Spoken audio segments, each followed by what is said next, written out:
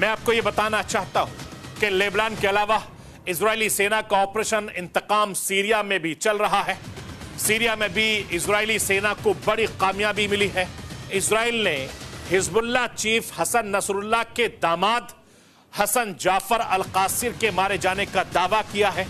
Israeli सेना ने बुधवार को सीरिया की राजधानी दमिश्क के हवाई हमला किया था, जिसमें उसकी मौत हो गई, ऐसा दावा किया गया। उसके साथ 2 और लोग मारे गए।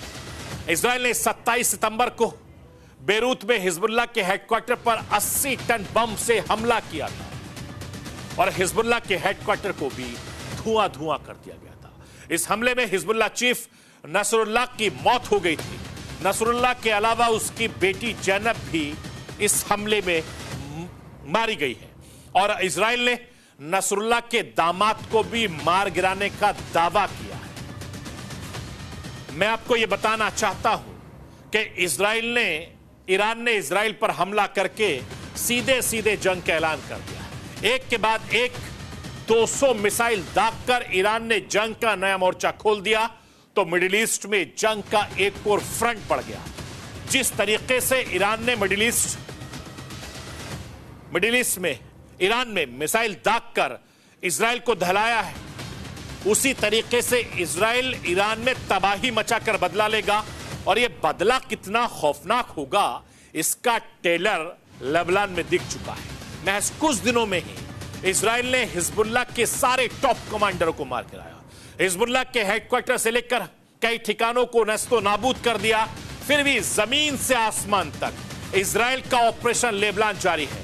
अब ईरान की बारी है।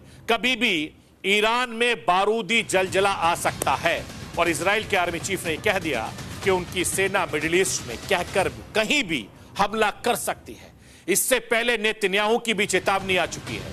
नेतन्याहू ने क्या कुछ कहा था वो राष्ट्र की आवाज के जरिए आपको बताना, दिखाना, समझाना चाहता हूं। उन्होंने सुनिए क्या कुछ कहा था। I speak a lot about the leaders of Iran. Yet at this pivotal moment, I want to address you, the people of Iran. I want to do so directly, without filters, without middlemen. Every day, you see a regime that subjugates you make fiery speeches about defending Lebanon, defending Gaza.